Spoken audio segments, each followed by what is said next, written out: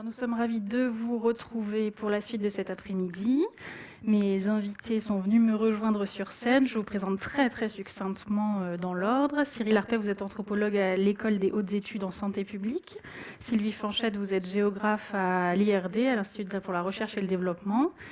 Marie Bonin, vous êtes également de l'IRD, juriste en droit de l'environnement. Philippe Bolo, vous êtes député du Maine-et-Loire dans la 7e circonscription. Et Christine Gandouin, vous êtes fondatrice d'Actua et animatrice du groupe de plastique ASTE. Alors, merci d'être avec nous cet après-midi. Juste en 2 mots, en guise d'introduction à cette table ronde que nous avons intitulée donc « Plastique, un service après-vente à repenser ». J'attire votre attention sur l'usage de ces matières plastiques dont on a parlé déjà depuis le début de l'après-midi. Un usage qui va de moins d'1 heure pour un plat en sauce à emporter, à quelques années pour un protège-cahier, un sachet de pâtes, un Tupperware, pour donner quelques exemples, qu'on soit dans le concret, en passant par quelques jours pour un film étirable, des lentilles de contact, un tube de crème. En tout cas, tous ces plastiques finissent assez rapidement à la poubelle.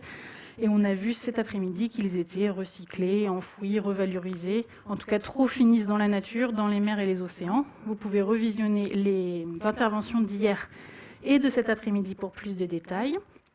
Et donc aujourd'hui, ce qui est prévu pour le plastique, ce qu'on fait aujourd'hui pour le plastique ne suffit pas à endiguer le raz-de-marée.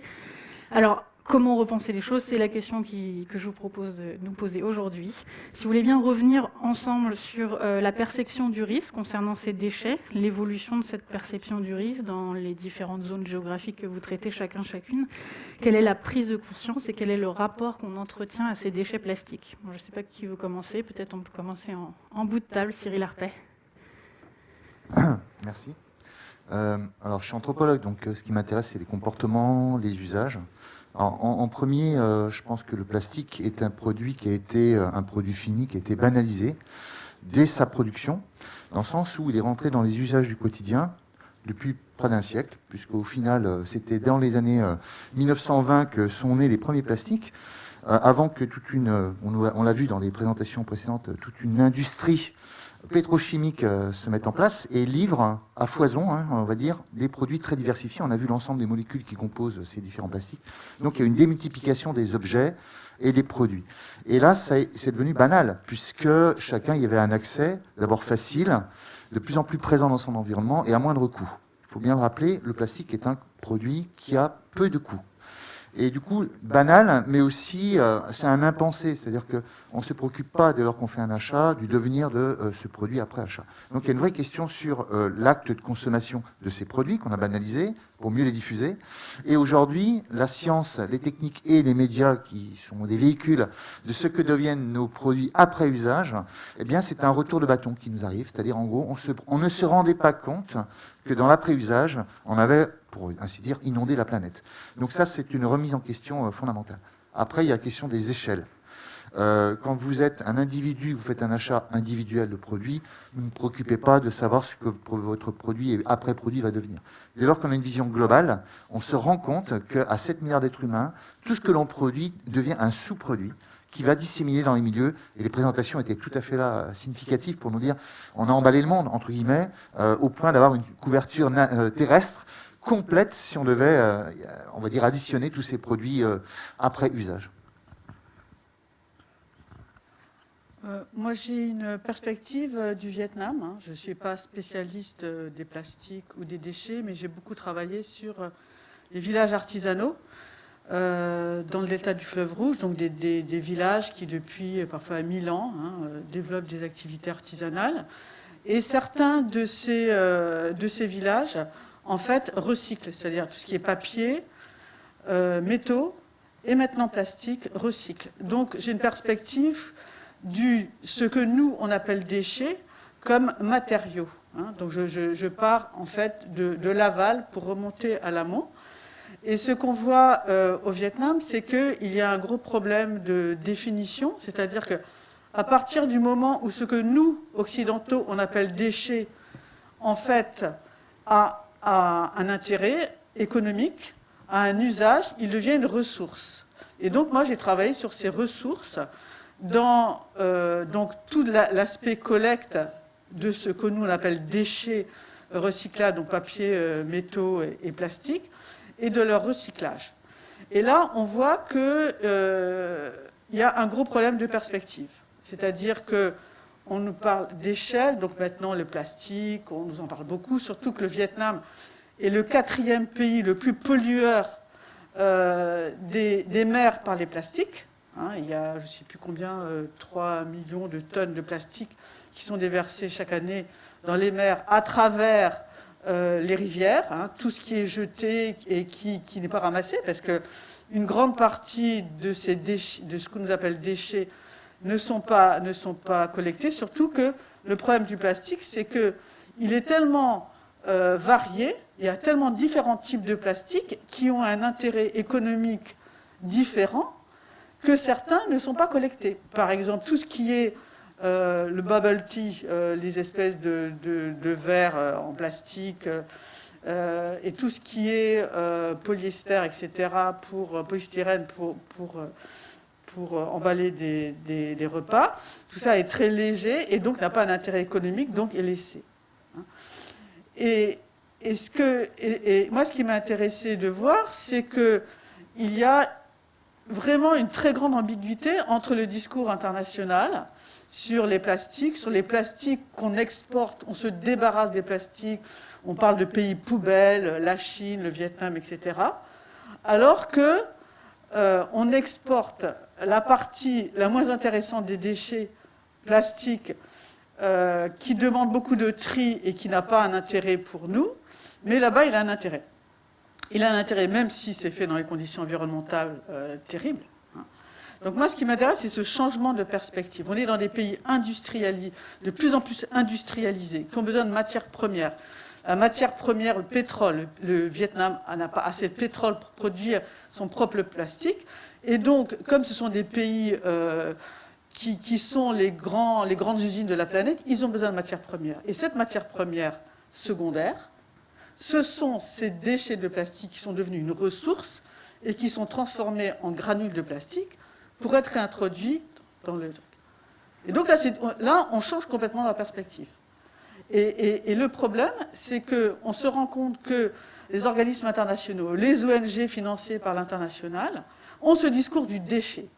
Et ils ne prennent absolument pas en compte, comme les autorités du pays, qu'il y a tout un système de collecte et de recyclage, entre guillemets informel, mais vous avez des entreprises immenses, mais qui ne sont pas déclarées, qui, par exemple, à Hanoï, 20% des déchets ménagers de la ville sont collectés par ce système.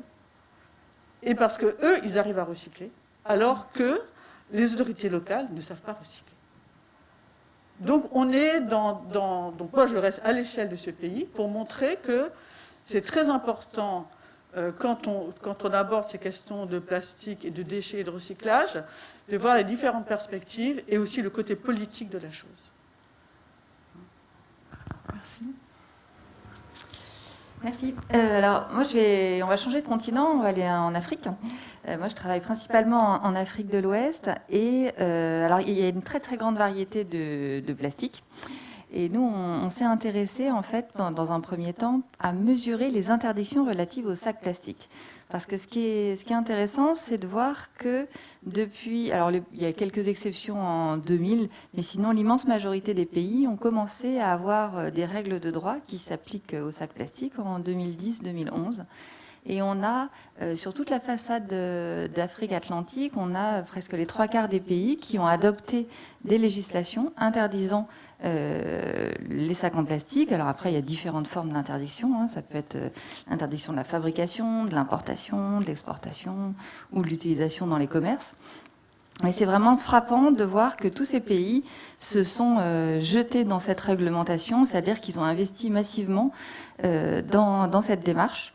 C'est vrai que c'était des problèmes très, très importants puisque les sacs plastiques dans cette zone étaient répandus dans les champs. Hein, c'était visuellement très, très flagrant. Et puis, ça génère d'autres problèmes comme... par exemple, il y a souvent des problèmes de gestion des déchets en Afrique de l'Ouest et les sacs plastiques ont la fâcheuse tendance à boucher les bouches d'égout ou à servir de support à des petites flaques d'eau qui ensuite génèrent le développement d'insectes. Enfin bon, tout un tas de raisons qui font que les sacs plastiques sont assez rapidement apparus comme néfastes pour l'environnement et du coup, on a une démultiplication des règles qui interdisent les sacs plastiques et je pense que c'est une perspective qui est importante de souligner ici. Je vais essayer, moi, de vous illustrer cette perception de la pollution par les plastiques à une échelle peut-être plus nationale et ce qu'on peut entendre lorsqu'on discute avec des concitoyens du sujet. Alors, les choses évoluent actuellement, mais il y a quelques temps encore, pas si éloigné que ça, il y avait une vision qui était quand même assez limitée à la perception et à l'image qui était renvoyée de la pollution plastique d'animaux marins, de mammifères marins qui pouvaient être emprisonnés, étranglés dans des filets de pêche. Et puis l'autre grande image qui revenait régulièrement, c'était les fameux continents plastiques, les 5 continents plastiques. Et avec une certaine déconnexion entre ces deux images-là, véhiculées par les médias assez régulièrement et de manière assez massive, avec une vraie déconnexion par rapport à un autre sujet qui est au quotidien. Lorsque j'ai fini mon repas, chaque jour, 3 fois par jour, j'ai une certaine quantité de produits plastiques que je mets pour la plupart des Français, dans une poubelle jaune de tri sélectif avec extension de la consigne de tri, mais sans véritablement savoir derrière ce qui se passe. Et un de nos intervenants précédents cet après-midi a bien montré que malheureusement, tous ces produits plastiques qui terminent dans notre poubelle jaune ne sont pas recyclés à la hauteur de ce qu'ils devraient être. Je pense qu'en termes de perception du risque, c'est vrai que les gens ont été abreuvés par ces images chocs sur les mammifères marins. Et je ne pense pas encore que les gens aient totalement conscience de la micropollution relarguée par les plastiques. Je ne pense pas qu'ils en aient connaissance et qu'ils imaginent cette dégradation en fait des plastiques progressive avec les colonies de bactéries ou qui viennent dessus et qui affectent comme ça nos rivières ou nos fleuves. Donc sur la perception du risque, je ne pense pas que ce soit encore totalement acquis. Et vous nous en parliez hier sur vos activités avec Actua, de continuer à faire le lien, à faire de la communication, de la vulgarisation sur ce lien manquant entre les effets notables ou même très communiqués et nos actions quotidiennes. Tout à fait. Est-ce que vous vouliez réagir ou... Sinon, je voulais aborder avec vous, on entend beaucoup parler récemment en France du 100% recyclé.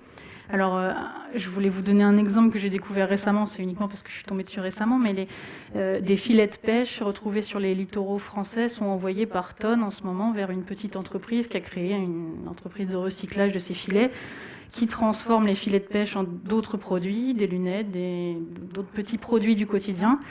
Qu'est-ce qu'il arrive concrètement à ces produits recyclés une première fois ? Et est-ce que toutes ces économies de recyclage, alors peut-être à différents endroits dans le monde, mais toutes ces économies, est-ce que c'est repoussé pour mieux sauter face à la problématique plastique ou est-ce que c'est quand même une bonne solution, une première solution ? Est-ce qu'on doit en passer par ces activités de premier recyclage ?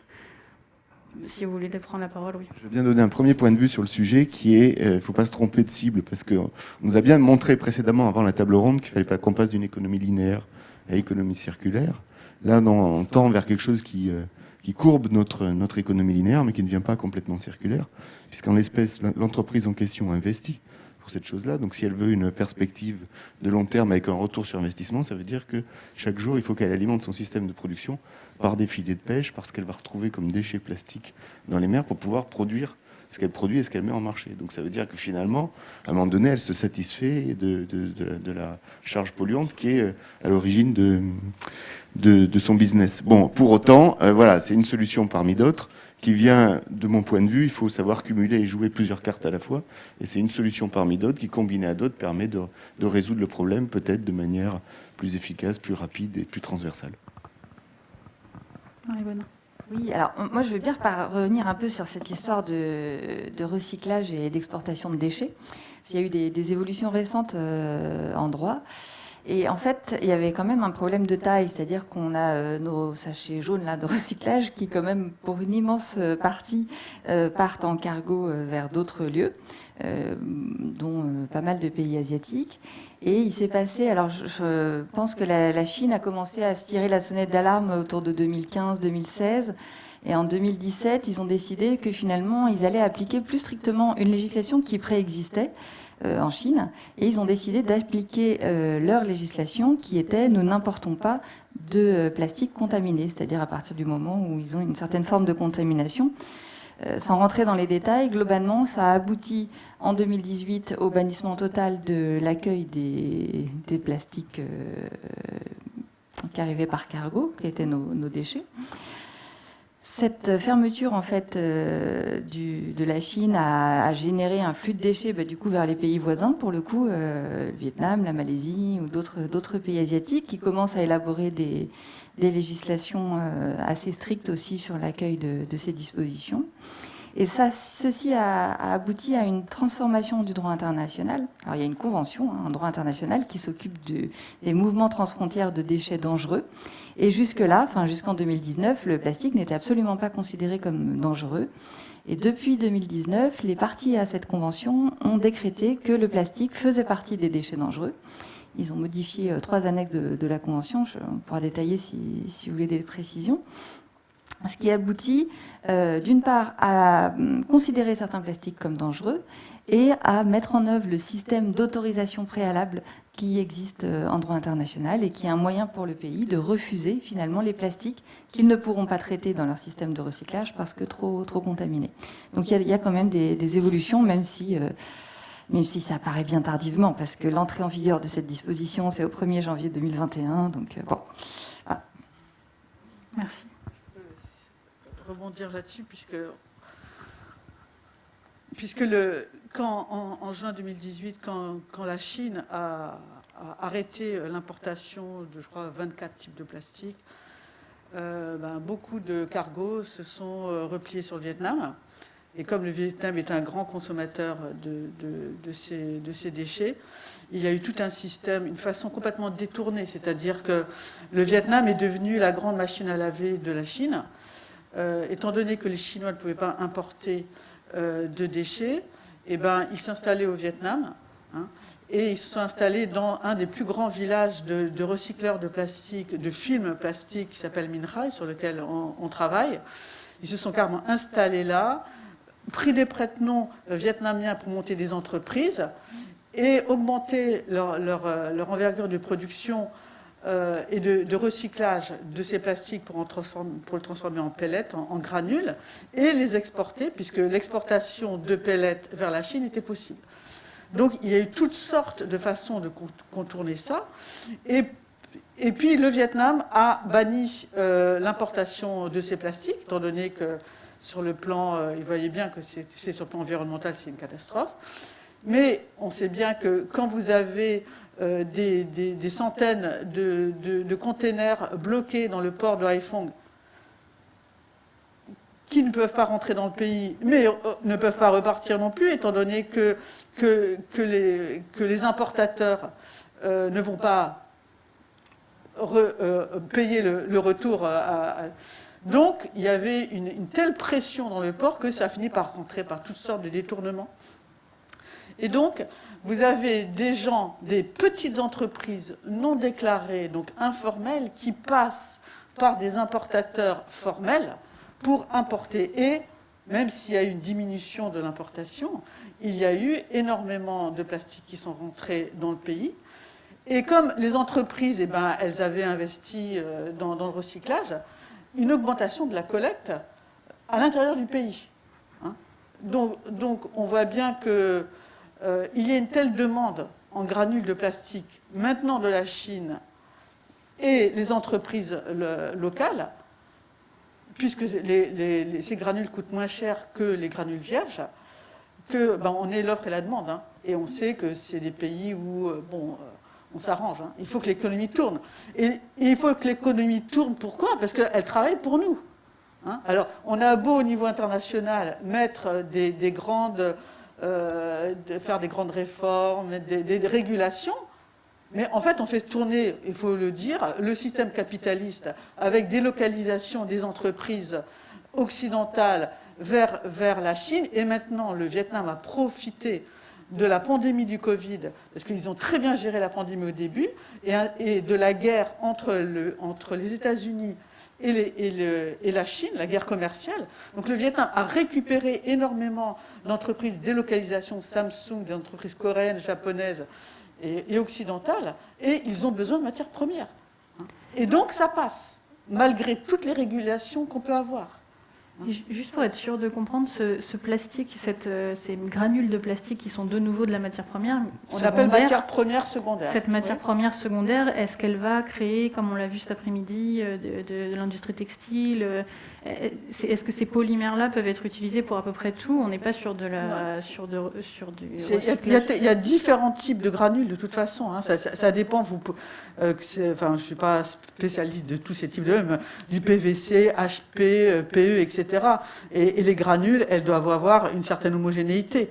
Hein. Donc il y en a qui peuvent être recyclées plusieurs fois et qui ont des coûts différents. Voilà, parce que vous dites elle est moins chère, celle-ci, la première seconde main qui vient du Vietnam, alors qu'ici, on a l'air de dire que justement notre matière, pour l'instant secondaire, est tellement chère par rapport à la matière primaire que ça ne vaut pas le coup d'investir dans le recyclage. C'est-à-dire que ces produits, on voit les coûts de production au Vietnam, dans des villages où on ne suit pas les régulations du travail, voilà. Au Vietnam, les granules, le plastique, matière première secondaire, est moins cher que bien qu'à un moment, le cours du pétrole a baissé. Donc voilà. Philippe Bollot, vous vouliez rajouter quelque chose? Il y a aussi une question de normes là-dessus. C'est-à-dire que, par exemple, pour le PET de nos bouteilles d'eau, il y a un grade alimentaire.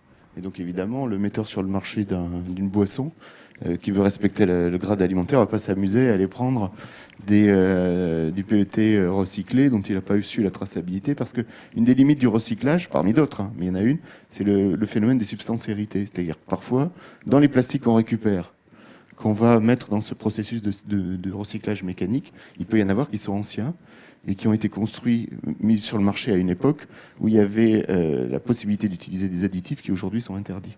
Et ainsi de suite, on peut retrouver ces additifs aujourd'hui interdits pour des raisons sanitaires dans du PET recyclé, parce que voilà, ça a suivi des circuits un peu longs, un peu détournés, et ces substances héritées se retrouvent dans le plastique recyclé, alors qu'elles ne sont pas dans le plastique vierge et interdites, et donc difficilement utilisables. Donc le prix plus la norme fait que parfois on hésite à utiliser le plastique recyclé pour pouvoir l'intégrer dans les nouveaux systèmes de process de production. C'est peut-être, on va dire, en Occident. Hein. Quand vous êtes dans ces villages artisanaux qui produisent des sacs en plastique, qui produisent toutes sortes de choses, pas toujours les normes ne sont pas... Parce que c'est des produits qu'on met sur le marché, parfois local ou interrégional, qui coûtent moins cher que ce qui pourrait être produit ici. Donc on s'amuse un peu avec les régulations, quoi. On s'arrange, quoi. Oui, comme vous dites, quand on a besoin de production du coup dans ces pays-là, j'imagine donc qu'il n'y a pas qu'une limite chimique, une limite technique des procédés de recyclage, il y a ces limites économiques et d'équilibres mondiaux qui nous empêchent d'aller vers le 100% recyclable de toute façon, au-delà des désirs actuels en France d'aller vers le 100% recyclage. Est-ce que vous voulez rebondir sur ces autres limites du rêve du 100% recyclé? Peut-être Cyril Arpey, vous me parliez de cette illusion aussi Oui, non, mais je crois qu'on nous fait croire à une possible recyclabilité infinie. D'abord, en thermodynamique, ça n'existe pas. Le tout recyclable est un impossible technique déjà. Même économiquement parlant, je ne suis pas sûr que ce soit rentable de rentrer dans cette démarche-là, parce que quand vous allez chercher au plus près des microparticules, il y a à un moment donné un coût d'investissement qui est énergétique, technique, ne serait-ce que de collecte. Le collègue tout à l'heure qui parlait de son procédé chimique, il lui faut un approvisionnement. Le provisionnement est toujours limité par le comportement. Ça, on oublie toujours de le dire. Le comportement des individus, de 7 milliards d'êtres humains, ne peut pas mettre en place un système technique performant au point d'être à 100% de recyclabilité ou ne serait-ce que de collecte, hein, si on parlait que de la collecte.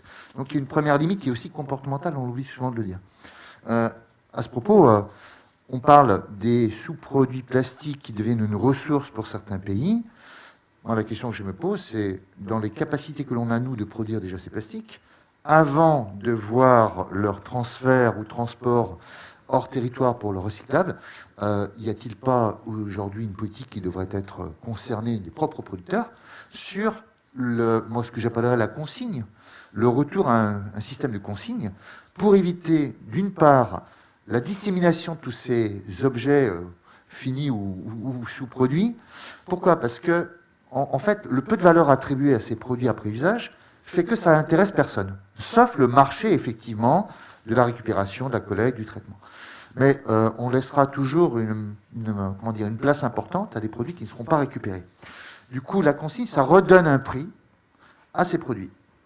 Et bien sûr, vous allez me dire, oui, mais alors ça va inverser la courbe de la consommation, parce que du coup, le coût qu'on va associer aux déchets va peut-être va avoir un impact sur le consommateur. Oui, mais le consommateur, il paye indirectement les autres filières de recyclage ou de récupération. Je crois qu'il faut, dans la conscience collective, à mon sens, remettre en place un système où le produit a aussi un coût en tant que sous-produit, en tant que futur déchet. Futur déchet, future ressource. L'économie circulaire dont on nous parle tant, c'est aussi de faire entendre par le prix que c'est aussi une ressource. Et on a abandonné la consigne, parce qu'on a créé, on va dire, un autre marché à terme, et je pense que ça pourrait remettre en circulation justement certains objets en réemploi avant de recycler. Parce que recycler, en fait, c'est aussi transformer des matériaux qui pourraient être à nouveau réutilisés. Philippe Bollot, peut-être vous vouliez réagir à la consigne, mais de façon plus générale aux décisions prises pour le producteur. Au-delà de la consigne sur les... Attendez, on n'a pas de son. Pardon. Oui. Excusez-moi. Oui, au-delà de la consigne sur d'autres éléments qu'il faut bien prendre en compte quand on décide ou pas de mettre en place de manière systématique et massive le recyclage. Ça nous a très clairement été expliqué par le premier intervenant qui nous a parlé notamment des emballages plastiques, donc il y a des choses sur lesquelles je ne reviendrai pas. Mais il y a aussi d'autres choses qui sont moins fréquemment évoquées. C'est que c'est nos collectivités territoriales, donc c'est nos impôts locaux qui mettent en place le système de recyclage. Et que finalement, trop aller vers le recyclage, c'est aller vers des investissements lourds qui sont après une sorte d'engrenage duquel on ne peut pas sortir. Parce que comme on a mis beaucoup d'argent sur la table, il faut savoir le rentabiliser. Et partant de là, on s'enferme dans un système de recyclage. Et les autres solutions possibles, telles que le réemploi, la consigne, ou d'autres solutions techniques de l'ensemble de l'économie circulaire sont plus difficilement acceptables parce qu'on a investi lourdement. Donc ça, c'est quelque chose qui est, de mon point de vue, important aussi. Et puis, il ne faut jamais oublier que... Donc au-delà de cet effet de verrou, il faut jamais aussi oublier que le recyclage, ça a aussi un effet de rebond. C'est-à-dire que le consommateur qui fait scrupuleusement l'extension de la consigne du geste de tri en mettant tous ces emballages plastiques dans sa poubelle jaune est persuadé que derrière tout ça est recyclé. Donc partant de là, il se dit ça le déresponsabilise et ça lui permet de se tranquilliser sur l'utilisation. Celui qui est assez effrayé de la montagne des déchets plastiques qu'on produit peut se dire moi je fais bien parce que je mets dans la poubelle jaune et derrière il va y avoir une solution. Donc ça c'est un élément. Je rentrerai pas dans le détail d'un autre sujet qui est très important, c'est que le recyclage c'est qu'un amortisseur temporel. C'est-à-dire qu'à un moment donné, même si les polymères pouvaient être recyclés 10, 20, 30 fois, vous avez signalé à juste titre leur durée de vie au départ, et à un moment donné, c'est la multiplication du nombre de cycles par la durée de vie qui fait le moment où finalement on aura quand même un déchet ultime parce qu'on ne pourra rien en faire d'autre. En termes de recyclage, on pourra évidemment l'enfouir ou le valoriser énergétiquement, mais on ne pourra plus rien en faire d'autre. Il ne faut jamais oublier aussi cet aspect d'amortisseur temporel, de se dire finalement quand on recycle aujourd'hui, on va quand même léguer à la génération N ou N+1, selon le type de plastique, le nombre de cycles de recyclage et sa durée de vie, le déchet. Et puis dernier point, et très rapidement, il ne faut pas faire oublier toutes les autres fuites de plastique dans l'environnement. Les granulés vierges, vous l'avez cité, qui peuvent être recyclés ou qui sont même au niveau des... En France, il peut y avoir des pertes dans la nature. On voit tous ce qu'on appelle les larmes de sirène sur les plages. Et puis, c'est quelque chose qui, par exemple, n'est pas du tout traité quand on parle recyclage.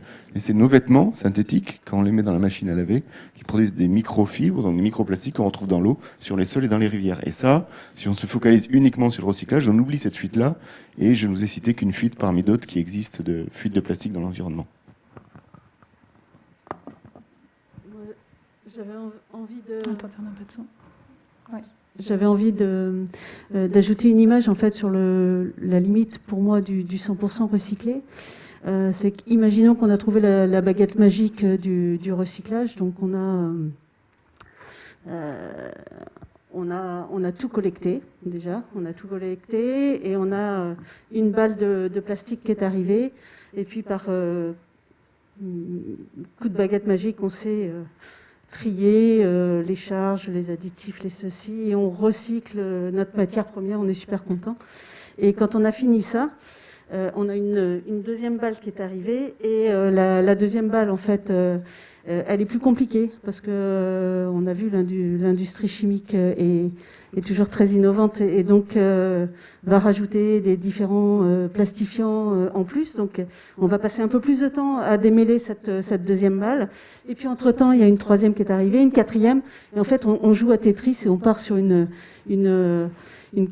course contre la montre, et qui pour moi est perdue d'avance, quoi. Très intéressant cette approche, parce que si on observe depuis un siècle ce qui s'est produit, c'est la diversification de ces produits et ces sous-produits. Puisque au final, quand on valorise un produit d'origine fossile comme le NAFTA, dont on nous a fait un tableau très intéressant, c'est sans cesse une exploitation des multiples propriétés des produits contenus. Du coup, on va pouvoir, on va dire, maximiser l'ensemble des produits, et quand ils sont mis sur le marché, il y a l'après-marché. Et donc, il y a les sous-produits de tous ces produits. Et donc, plus on diversifie, plus on complexifie. Et on va complexifier jusqu'à un stade où on ne peut plus aller récupérer les sous-produits mis sur le marché, parce qu'ils sont tellement disséminés d'abord. Hein, on est sur ce qu'on appelle des phénomènes dissipatifs. C'est-à-dire qu'à un moment donné, on ne peut plus aller jusqu'à, je dirais, suivre, tracer même, hein, les produits des sous-produits des sous-produits.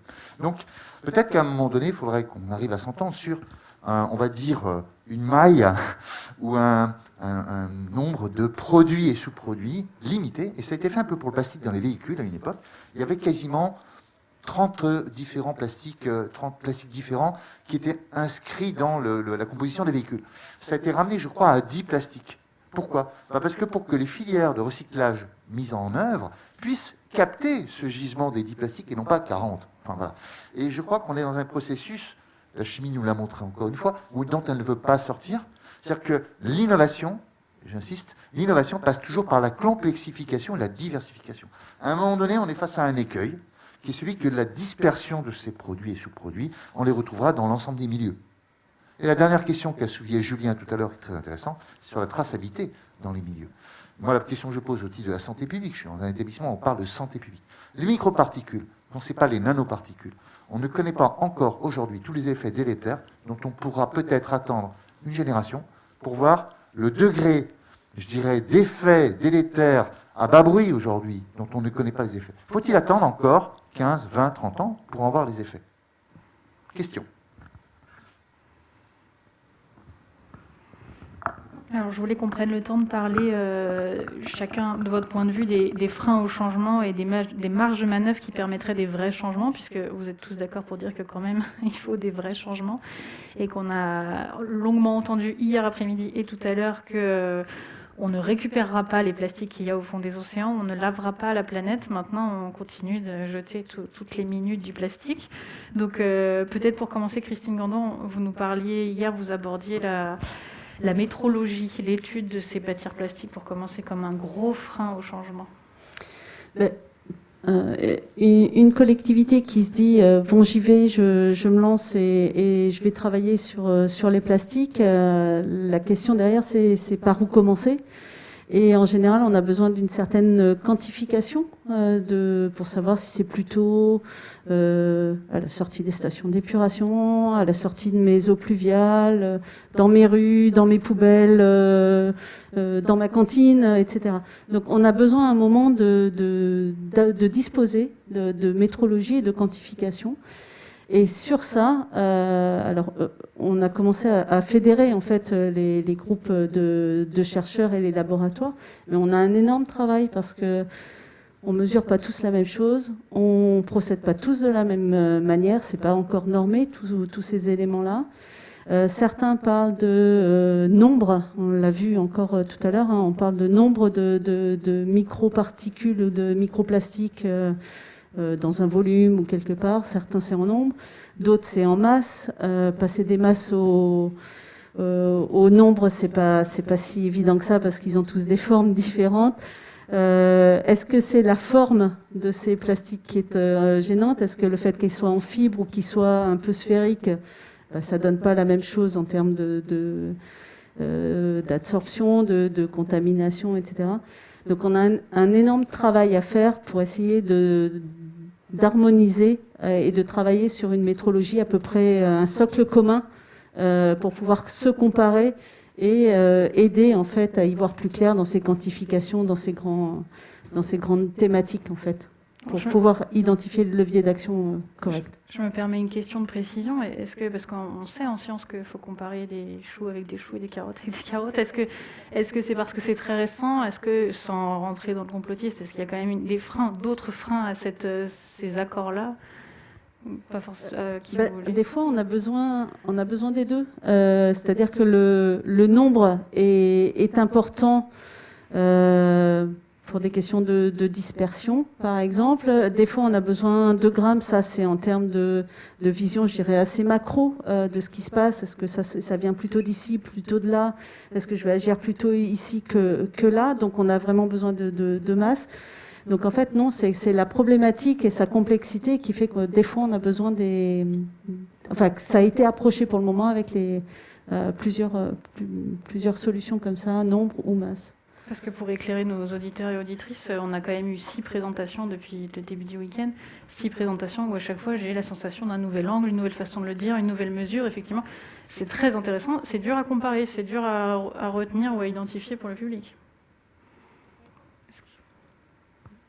C'est dur d'avoir un discours enfin vraiment entendable aussi de la part des gens en face, parce que on va parler de ce qu'on trouve dans l'eau, ensuite on va parler de ce qu'on trouve dans les cétacés, dans les poissons, dans le foie du poisson. Ah oui, mais dans le muscle on le trouve pas parce que le nano on ne sait pas le quantifier, donc on ne sait pas s'il est passé, s'il n'est pas passé. Enfin, tout ça c'est très complexe et c'est vrai que ça.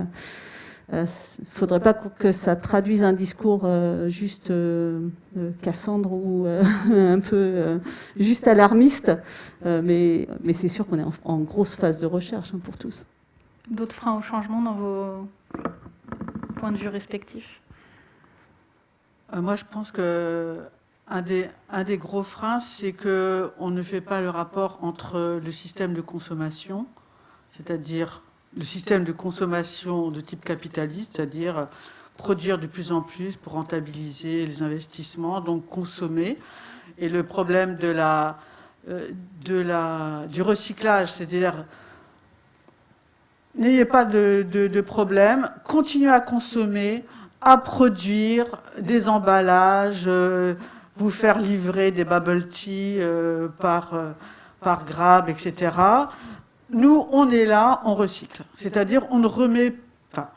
Beaucoup de chercheurs essaient de comprendre, d'analyser, de mesurer. Donc, on passe beaucoup de temps à mesurer, mais on ne le mesure pas dans ce contexte de surproduction et de gâchis mondial.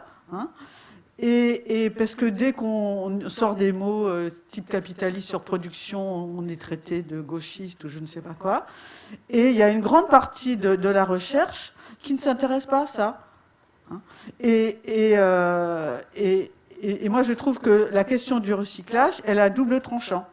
C'est-à-dire, si on n'aborde pas la question du recyclage avec la réduction de l'utilisation des plastiques, on va complètement dans l'impasse parce que on va être dans un système où il faudra des entreprises de recyclage de plus en plus grandes non, c'est plutôt le contraire, c'est-à-dire que pour que les entreprises soient rentables, il faudra de plus en plus de déchets à recycler et on reste dans ce système de rentabilité des investissements.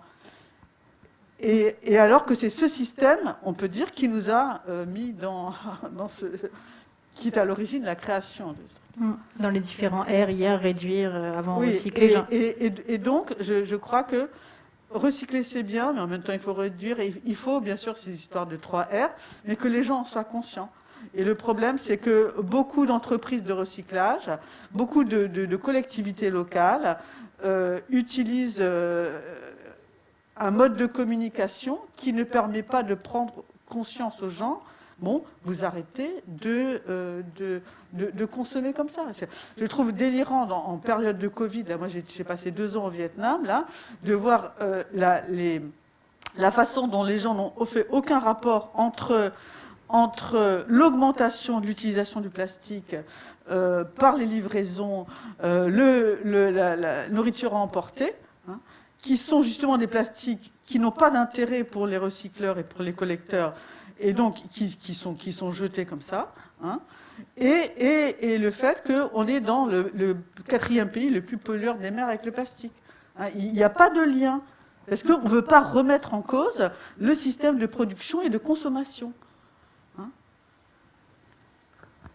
Moi, je suis tout à fait d'accord avec Sylvie. En fait, le gros problème dans cette petite phrase que vous citiez tout à l'heure, là, éviter, réduire, compenser, c'est qu'on parle beaucoup des compensations, on parle pas mal des réductions, mais en fait, tout ça, ça ne doit venir qu'après. C'est-à-dire que la première étape, la première chose à faire, je vois la madame qui dit fermer le robinet, mais c'est exactement ça. Ce qu'il faut, c'est éviter le déchet. En fait, le recyclage n'est qu'un traitement d'une des conséquences d'un problème. Il faut s'attaquer au problème vraiment. Et s'attaquer au problème vraiment, c'est éviter le déchet. Donc, il faut éviter d'utiliser du plastique. Et pour ça, on va passer par alors des dynamiques citoyennes qui peuvent prendre plein de formes. Hein. Il y a les initiatives zéro déchet maintenant dans la plupart des villes. On en parlait tout à l'heure dans le cadre de la recherche. Il y a des expérimentations qui sont en cours aussi pour essayer de limiter justement nos impacts sur le changement climatique. Et puis, progressivement, ça va passer par des interdictions, c'est-à-dire qu'il y a un certain nombre de règles juridiques qui existent aujourd'hui. Alors, moi, je suis chercheur en droit, mais même un des gros problèmes de ces règles, c'est qu'il y a un problème d'effectivité aussi, et vous parliez des freins, et quels sont les freins, finalement, à cette limitation de l'usage du plastique, c'est qu'on a un certain nombre de règles qui existent et qui ne sont pas strictement appliquées.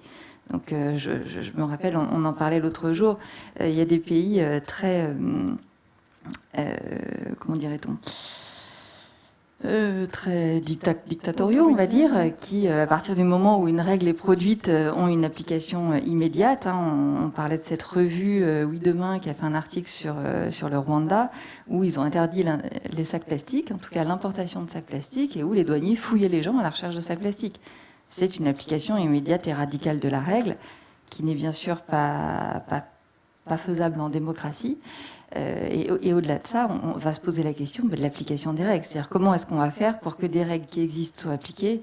Comment est-ce qu'on justifie qu'on trouve aujourd'hui des pailles encore dans les bars ? Alors bon, il y a plein d'explications, on les connaît, hein, c'est des détournements secondaires, mais l'utilisation de sacs plastiques avec un coup de tampon, ce sac est réutilisable. Bon, tout ceci ne sont que des stratégies de contournement de règles, en fait. Donc, un des freins, oui, c'est effectivement l'effectivité de la règle de droit aussi, en partie. On interrogeait hier l'aspect marketing, puisque donc les règles ne suffisent pas. Est-ce qu'il n'y a pas tout un travail à faire sur la partie publicité et marketing de ces plastiques, de façon à ce que dès le début, on n'ait pas de moins en moins envie d'en consommer, plutôt que qu'on soit interdit formellement de consommer tel ou tel plastique parce qu'on sait que son échéance de vie est très courte. Donc il y a peut-être un travail là-dessus sur la partie publicité, quoi. Sur les freins, là vous venez de faire la démonstration de leur multiplicité, quoi. Parce qu'on a commencé par parler de la recherche qui était déjà, est-ce que la recherche est en capacité de nous dire, vous avez aussi posé la question, quelles sont les conséquences, les dommages, les impacts réels sur l'ensemble de la biodiversité et sur les humains. Première question. Ensuite, on a interrogé la question des entreprises. Ensuite, on a interrogé la question du réglementaire. Tout ça est assez compliqué parce que les entreprises, moi je vois deux choses, c'est qu'effectivement si on avait une règle d'internalisation du coût des pollutions, nécessairement, elles verraient autrement l'équilibre économique de ce qu'elles mettent sur le marché. Et ça permettrait déjà une nouvelle forme de régulation qui permettrait aussi de sensibiliser le consommateur parce qu'il aurait des prix qui seraient pas exactement les mêmes lorsqu'il va prendre un produit qui est polluant.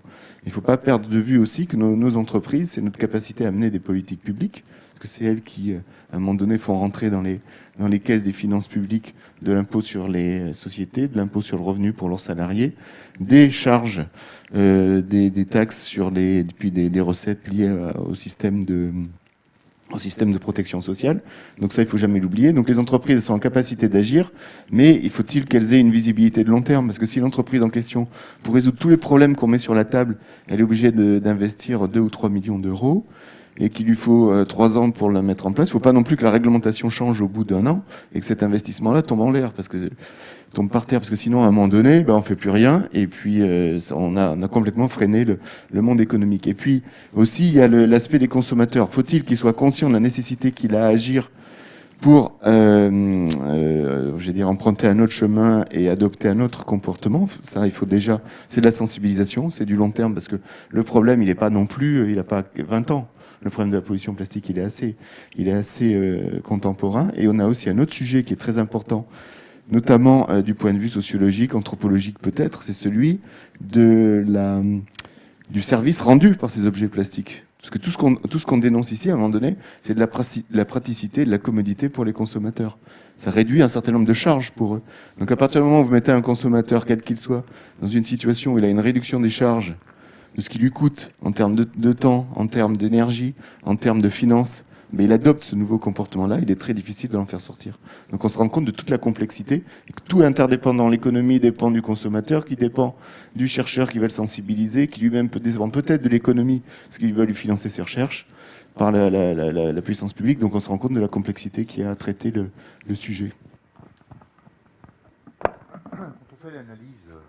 Quand on fait l'analyse de cette complexité, très souvent on ne sait pas par quel bout engager une action. Et c'est ce que vous venez de résumer. Si on devait prendre toutes les conditions pour pouvoir transformer ce système, on ne sait pas par quel bout. Est-ce réglementaire? Est-ce d'abord une politique publique? Est-ce un modèle économique à réviser? Voilà, sur quel levier on agit? Je pense que c'est par rapport à la vision qu'on a d'une urgence que l'on peut peut-être adopter des moyens. Mais là, on rentre sur le domaine du politique. Quel est le choix politique fait? Si on a une vision long terme, dite de développement durable dont on nous parle aujourd'hui, en gros, à terme, quelles sont les conditions dans lesquelles on accepte de laisser nos générations futures, parce que c'est le grand mot, accéder à des besoins, répondre à leurs besoins, et ainsi de suite. Si on regarde la durabilité, entre guillemets, la durée de vie, pardon, des plastiques et leur dissémination dans les environnements, on peut s'interroger là-dessus, quand même. Si on applique la règle du droit, est-ce qu'on va jusqu'à aujourd'hui appliquer de façon ferme la règle qui était l'interdiction de distribution des plastiques dans les magasins? Je n'ai pas vu de mobilisation populaire pour revendiquer le droit au sac plastique dans les magasins. Je fais exprès d'être ironique. Mais le consommateur, entre guillemets, a adopté le geste de ne plus prendre le plastique qu'on lui tendait. Ça veut dire qu'on a quand même quelques verrous qu'on peut lever sur le comportement des citoyens. Parce qu'à un moment donné, si le message a été fait passer, que c'est quand même pour un bien commun environnemental, voire sanitaire aujourd'hui, parce que les questions de santé se posent aujourd'hui, sur l'usage de ces plastiques et leurs multiples, on l'a vu tout à l'heure, composés organiques volatiles, pas anodin, eh bien, il y a peut-être moyen de leur dire, vous savez, le geste qu'on va vous faire adopter est aussi un mieux pour demain. Et la règle du droit qui s'est appliquée, je pense qu'elle a été totalement justifiée et entendue à ce moment-là. Je trouve qu'on a mis un peu de temps à l'appliquer. Je me demande si on ne devrait pas la généraliser sur d'autres gammes de produits qu'on a banalisés et pour lesquels on pourrait apprendre à s'en passer. Je vais prendre un exemple. On a conçu dans nos établissements recevant des publics, et je vais prendre le cas des maternelles ou des établissements pour enfants, une multiplicité de matériaux émissifs, de composés organiques volatiles, pour ne parler que d'eux. On sait qu'aujourd'hui, il y a des effets à moyen et long terme qui vont toucher ces enfants sur le plan de la respiration et autres, jusqu'à parler de risques perturbateurs endocriniens quand même. Ça pose question sur le plan de la santé publique des populations. Il faut qu'on remette au devant de la scène des questions de santé publique à bas bruit, c'est-à-dire dont on ne mesure pas encore les effets. Voilà. C'est une bonne transition vers les marges de manœuvre. Chacun, vous pouvez peut-être intervenir sur ce que vous, de façon plus optimiste, qu'on voit comme marge de manœuvre possible malgré tous ces freins. Moi, je vais partir de cette expérience qu'il y a au Vietnam, qui n'est pas absolument pas reconnue par les autorités publiques, parce que c'est du low cost, hein, c'est-à-dire que c'est un système de collecte.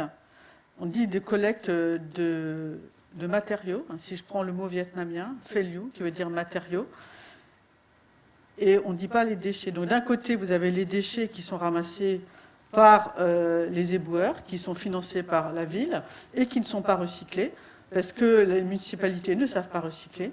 Et de l'autre côté, vous avez un système de collecteurs très ancien.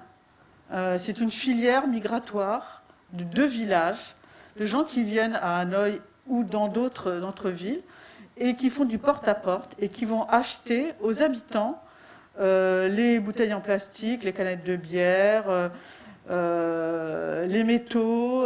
Certains sont spécialisés dans le petit électroménager. Ils vous rachètent votre ventilo cassé, etc. Et ce sont des gens qui circulent en chantant dans la rue et qui achètent aux habitants. Donc, c'est-à-dire que les habitants font du tri parce qu'ils vont gagner de l'argent. Et donc, il y a 20% de ce qu'on peut appeler les déchets de la ville de Hanoï qui sont collectés par ces gens-là, ces collecteurs, qui après vont revendre ces matériaux devenus ressources à des dépôts de matériaux. On n'appelle pas des dépôts de déchets. Et on a fait le recensement dans la province de Hanoï, plus de 1100 dépôts.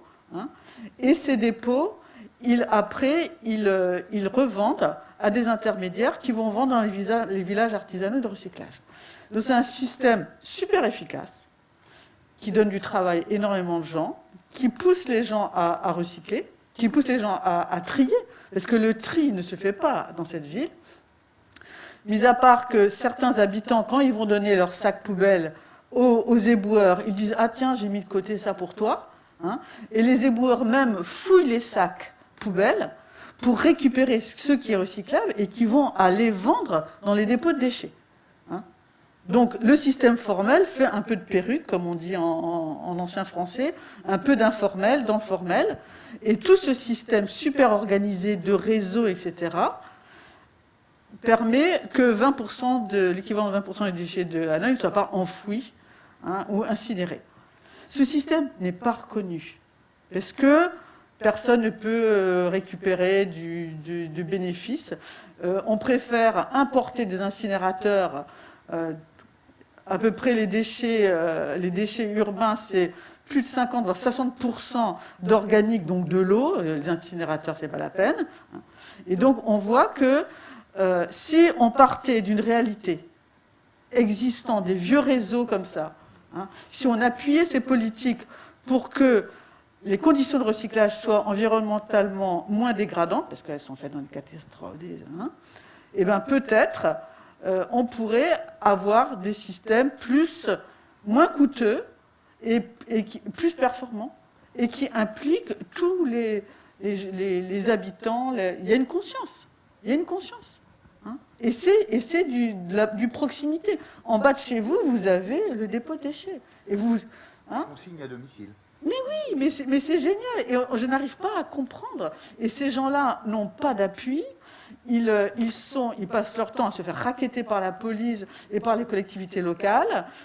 Ils n'ont pas de locaux. Ils doivent payer des loyers incroyables pour accéder à des espaces. Plus vous rentrez dans le centre-ville, plus les loyers sont chers et plus ils utilisent des trottoirs parce qu'ils ont besoin de trier, ils ont besoin d'espace. C'est un système super efficace.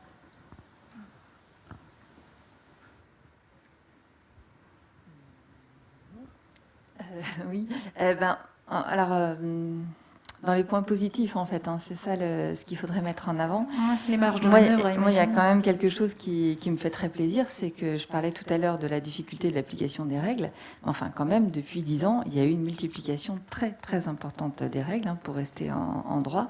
Et quand même, ça marque une évolution de la société vers une dynamique où on va aller vers une limitation des plastiques concrètement. Ça, c'est une première chose.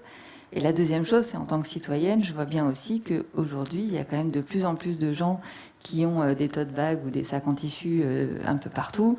C'est quelque chose qui se généralise.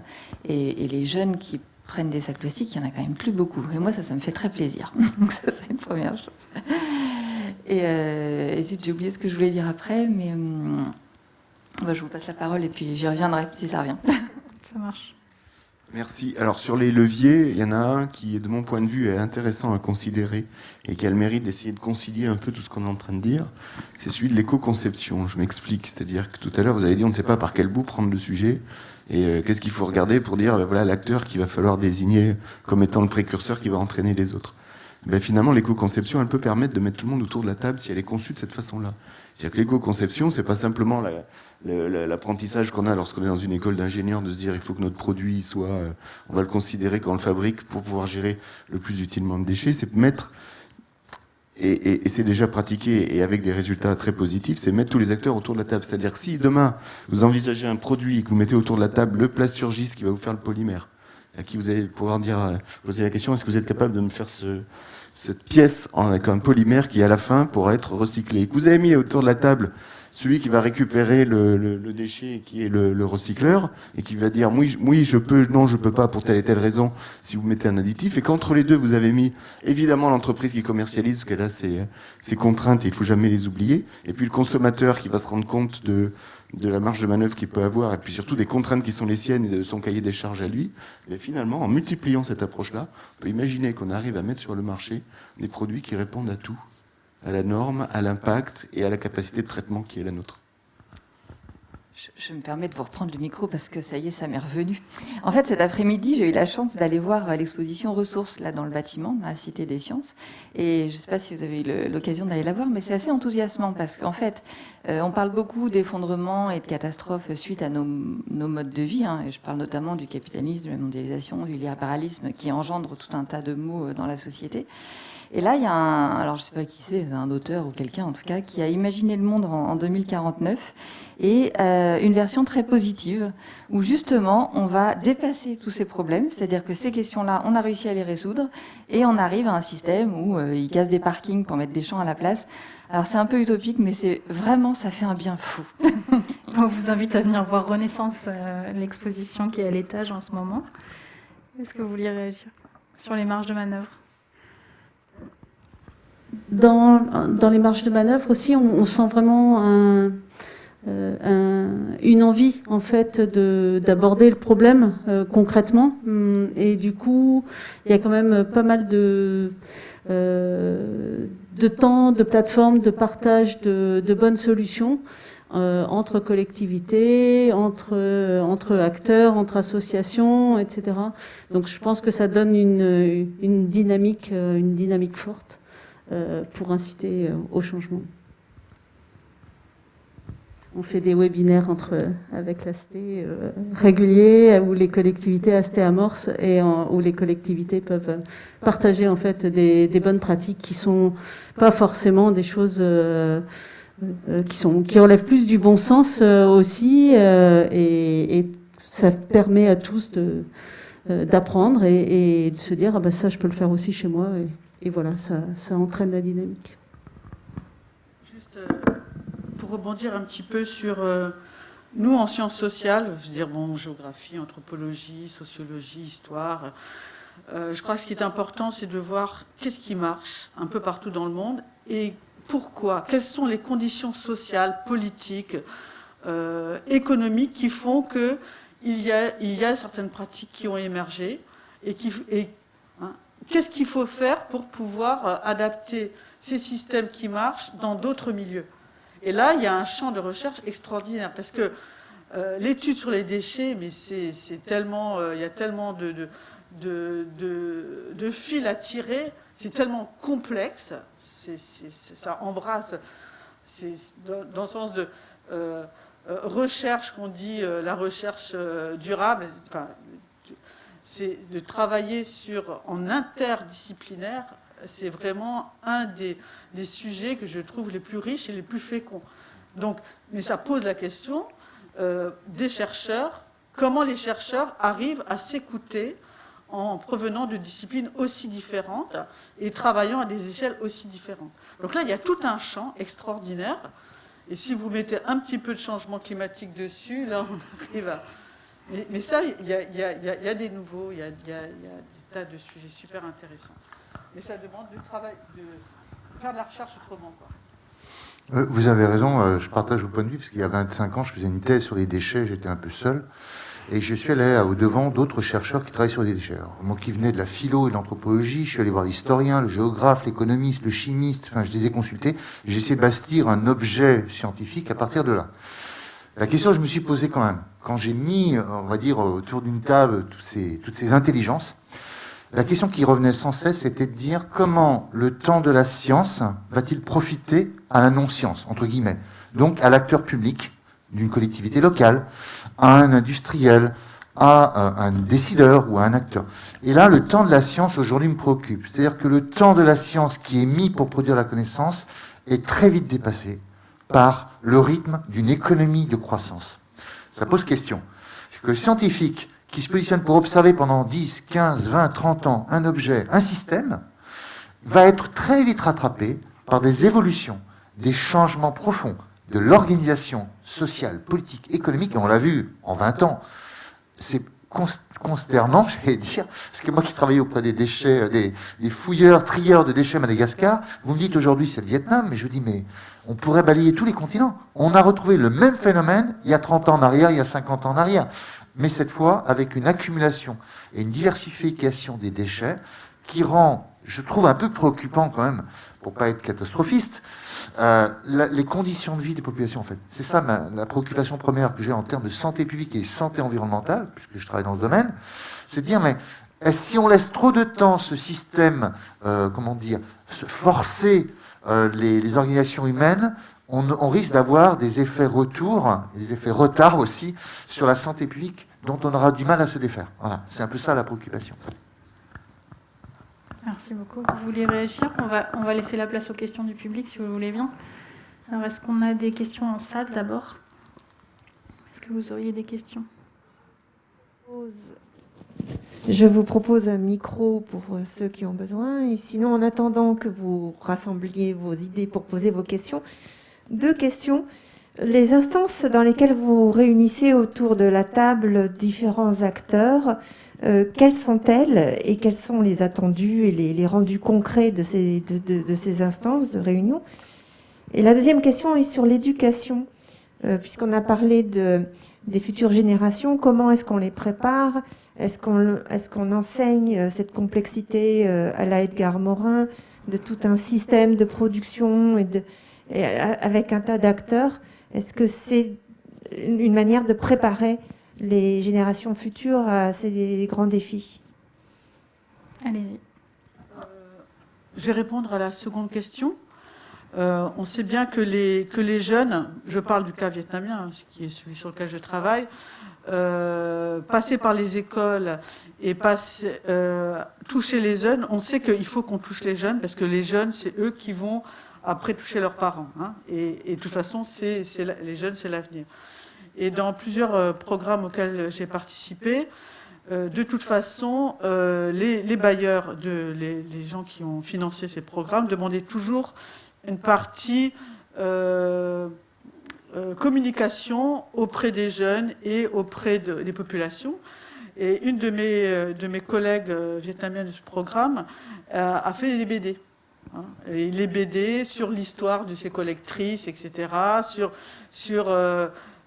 comment l'histoire d'enfants, des petits soldats, c'est à la vietnamienne, hein, les petits soldats qui vont au front et qui sont les trieurs et qui vont à la rencontre de ces populations de collecteurs. Hein. Donc, des gens qu'on voit tous les jours dans la rue, que les enfants arrivent à comprendre, hein, l'intérêt de leur travail. Donc, en les sensibilisant par la bande dessinée. Et puis aussi, sur un autre programme, d'autres collègues ont fait des dessins animés. Hein, un petit peu science-fiction avec les plastiques qui sont comme des grosses pustules, etc. Et ça avait, quand tous ces documents ont été présentés lors de forums, de foires, etc., les jeunes étaient très très intéressés. Hein. Donc et les enfants, ils s'expriment beaucoup là-dessus. On est aussi intervenu dans les écoles. Donc on passait par les lycées francophones, soit le lycée français à Hanoï ou les lycées bilingues vietnamiens. Et on présentait notre travail, on faisait s'exprimer les enfants et il y avait des ateliers pour un peu de chimie, etc., pour leur comprendre la recyclabilité de tous les objets de leur vie quotidienne. Hein. Et les Vietnamiens, dans les écoles, organisent, avec l'aide d'ONG, des sessions comme ça. Ils demandent une fois par semaine aux enfants d'amener tout ce qui est recyclable à l'école et ils les vendent au Dong Nhat, donc aux collectrices. Et avec l'argent collecté, ils font des petits projets, je ne sais pas, jardins, etc. Donc au Vietnam, il y a beaucoup de... Même si au niveau politique, on ne remet pas en cause ce système de production, puisque c'est des pays qui montent, hein, au niveau de la sensibilisation des jeunes, il y a beaucoup de choses qui se font. Je vais poursuivre si vous m'autorisez. Je disais tout à l'heure, le temps de la science est long. Et je soutiendrai le fait que le temps de l'éducation est court. Dans le sens où, dès lors que vous placez des enfants dans un milieu scolaire assez tôt, dès 3 à 4 ans, et que vous le suivez sur un cycle de 5, voire 10 ans, vous avez là vraiment le moyen de toucher tous les jeunes, au même titre l'un comme l'autre, sur des questions d'enjeux de ce que je t'appellerais aujourd'hui les transitions. Ce n'est pas seulement la question du plastique. C'est l'ensemble des enjeux de société d'aujourd'hui, écologiques, santé publique et autres, sociaux, économiques, auxquels ils peuvent être préparés. Parce que l'éducation, c'est le meilleur moyen de préparer nos enfants, en définitive. On le ferait encore mieux sur la santé publique, je pense, sur tout ce qui touche l'hygiène, la vie sociale, la nutrition, l'alimentation. On parle aujourd'hui d'activité physique. On est sur des métiers de plus en plus sédentarisés. C'est le moment ou jamais d'inciter nos enfants à rentrer dans des activités physiques. Vous voyez, là, c'est le socle commun, je crois, hein, que l'on devrait toucher, et nos politiques devraient porter ça. C'est-à-dire, nationalement, bien sûr, en disant, mais alors, il y a une éducation au développement durable. L'EDD, depuis 2004, est paru, certes. Je pense qu'il faudrait le refondre, le réactualiser, parce que depuis 2004, c'est passé beaucoup de choses, en l'espace de 15-16 ans maintenant, qui mériteraient d'être refondues au regard des transitions qui nous attendent. Écologique, sociale, santé publique, et bien sûr la question de l'énergie, bien sûr, les matériaux, les matières premières, hein, la tension sur les ressources, hein, on est en plein dedans. Voilà, je pense que là, il y a matière à faire. Sur la première question, peut-être vous vouliez réagir, Philippe Bolo, non ? La première question que vous... Je vais répondre aux deux questions en même temps, c'est-à-dire... je vais essayer de répondre aux deux questions en même temps, c'est-à-dire de combiner la première question, c'est sur quelles instances en parlent, et deuxièmement, comment on peut faciliter la prise de connaissance. Alors déjà, moi, la prise de connaissance, quand nous avons rédigé le rapport à l'OPEX sur la pollution plastique, une bombe à retardement, la première série de préconisations, c'était la sensibilisation à tous les âges de la vie.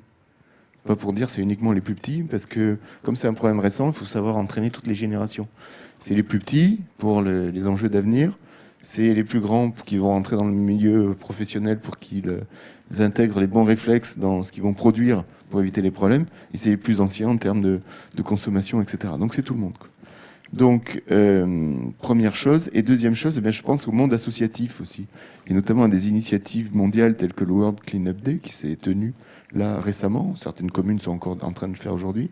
Je m'étais rendu compte que c'était la rencontre à la fois de lieux où on évoquait le sujet et d'un puissant vecteur de sensibilisation. Parce qu'est-ce qu'on fait ? On se promène dans la rue, sur la plage, sur les chemins pour collecter les déchets, et à la fin, on les dénombre et on les pèse. Et c'était là qu'on se rend compte que finalement, par rapport aux déchets qu'on trouve, il y en a certains, on en parle, mais finalement, c'est pas grand-chose, c'est plus un accident qu'autre chose. Et il y en a d'autres qui nous concernent directement.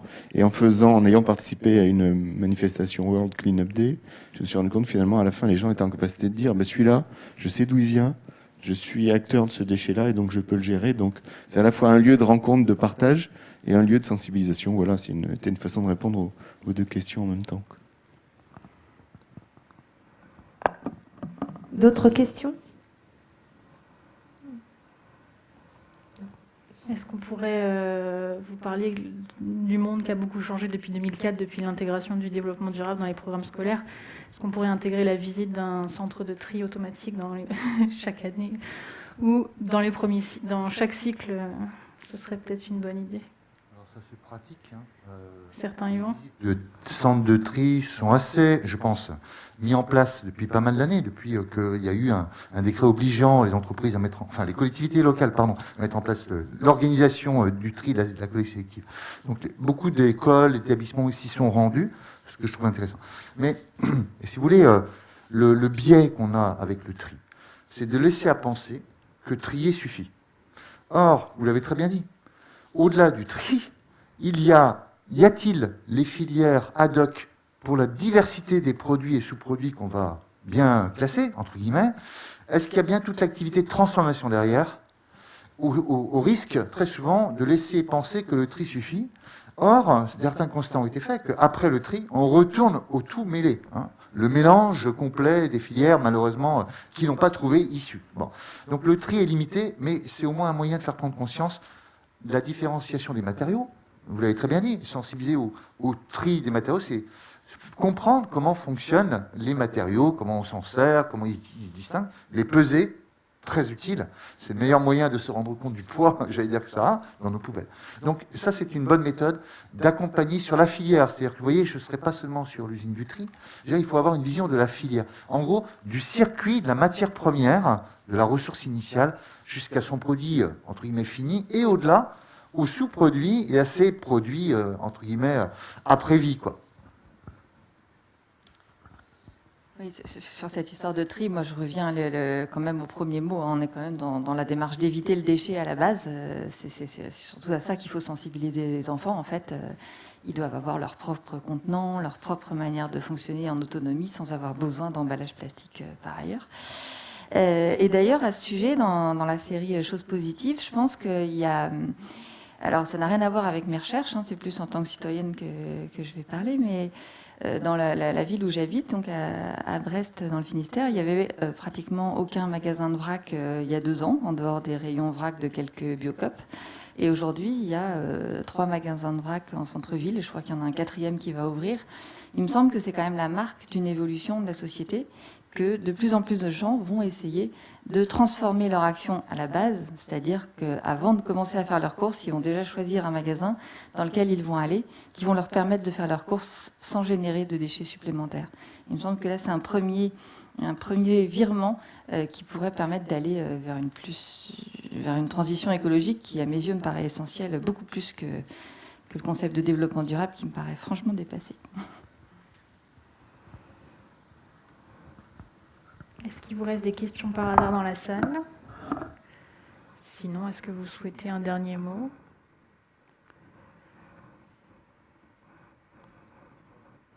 Vous pouvez prendre le dernier mot. Je vous donne le micro. Je vais l'initier. J'aurai 2 mois à faire passer 2 messages. Le premier, il y a eu un travail considérable qui a été fait. Je vais en faire la promotion parce qu'on parle beaucoup de l'ADEME, mais l'ADEME a été vraiment l'organisme qui a permis de mettre en évidence la question non seulement du recyclage, mais aussi de la question des ressources, l'économie de la ressource. Et là, il y a eu un travail de fond qui a été fait, non seulement sur le plan technique avec de nombreux ingénieurs qui ont travaillé sur la question, mais aussi les sciences humaines et sociales ont été associées aux travaux de l'ADEME. Ça, je tenais à souligner, ça permettait de créer cette instance intelligente, collective, autour d'une nouvelle ingénierie, on va dire, de l'écologie du futur. Ça, je tenais à souligner. Deuxième point, c'est qu'on est sur des transitions. Et là, il y a un travail qui est en train de se faire, qui prendra, j'espère, place dans les enseignements futurs. Pour le moment, c'est l'enseignement du supérieur. Et j'en suis partie prenante. C'est de dire que l'apprentissage sur les transitions de demain doivent se faire dès aujourd'hui. Et toutes disciplines confondues. C'est-à-dire on va déborder les frontières. C'est-à-dire que c'est pas seulement l'économiste qui aura le premier et le dernier mot. C'est pas seulement l'anthropologue. C'est pas seulement l'ingénieur. C'est cette communauté d'intelligence qu'on essaie de créer dans un projet qui s'appelle Fortes, qui va produire ses ouvrages en 2022, une série de 12 ouvrages collectifs où les intelligences sont mêlées autour des transitions à assumer, qu'elles soient d'ordre écologique, économique, social, technique, ingénierie, tout y est repensé au regard des transitions. Je pense que ça, c'est un élément fort pour nos enseignements du futur, ou l'éducation du futur, c'est comprendre la complexité des systèmes, bien sûr, mais aussi trouver des leviers où agir. En tant que citoyen, parce qu'on l'oublie souvent, en tant qu'acteur économique aussi, en tant que futur professionnel et peut-être décideur. Je crois que voilà, il faut qu'on ait ces clés de lecture pour un changement. Merci. Moi, ce que je voudrais dire, c'est que on parle beaucoup du plastique. Et on a vu comment, en fait, quand la Chine a arrêté ses importations, enfin pratiquement stoppé ses importations de déchets de plastique de l'Occident, toute la planète a tremblé. Mais il n'y a pas que le plastique. Il y a le papier, il y a le carton, il y a les métaux, qui ont des niveaux aussi de recyclabilité intéressants. Mais on les a complètement oubliés. Et il y a toute une économie autour de leur collecte et de leur recyclage. Et il faut pas les oublier. Parce que ce sont les éléments, je veux dire, les emballages. Alors on a peur du plastique, mais alors on va accepter que nos biscuits sont emballés dans du papier. Et dans du papier, on dit, ah bon, c'est pas un problème, on vous donne un sac papier, c'est pas aussi polluant qu'un sac plastique, et on va vous rajouter des tas de... c'est tout un système de pensée qui va avec ça, et il ne faut pas oublier que tout ça, ce sont des ressources. Et que leur transformation a un coût environnemental très élevé. Et que le recyclage n'est pas gratuit comme ça. Merci.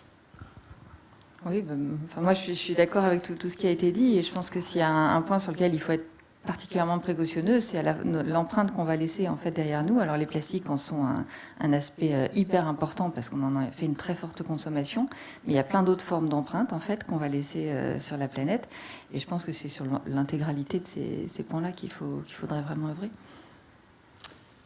Moi, j'insisterai sur le fait qu'il faut être conscient des problèmes que nous avons à affronter, des difficultés qui sont là et des obstacles à franchir. Mais il faut le faire de manière pas nécessairement et uniquement pessimiste. C'est-à-dire que oui, il y a des choses qui font peur, mais c'est justement cette peur-là qui doit transcender les bons comportements pour trouver les solutions, et pas le fatalisme qui pourrait consister à dire bah, tout est foutu, il n'y a plus rien à faire. Non, parce que sinon, c'est la meilleure solution pour amplifier les difficultés, quoi. Merci. Tout à fait. Le plastique, c'est diffus, c'est complexe, c'est multiple, mais justement, ça nous donne beaucoup d'opportunités pour essayer de trouver des angles d'attaque. Donc, les réponses sont vraiment doivent être collectives. Et le maître mot. Enfin, pour moi, je l'ai fait aussi à travers un jeu, c'est d'amener cette connaissance scientifique, technique, de façon ludique aux gens, partager ça, et de façon à changer les comportements et d'amener justement à fermer le robinet, quoi. Merci beaucoup. Je vous remercie toutes et tous pour vos interventions. Je vous remercie, cher public, d'avoir été là aujourd'hui avec nous. Vous aussi qui êtes en ligne, merci de nous avoir suivis.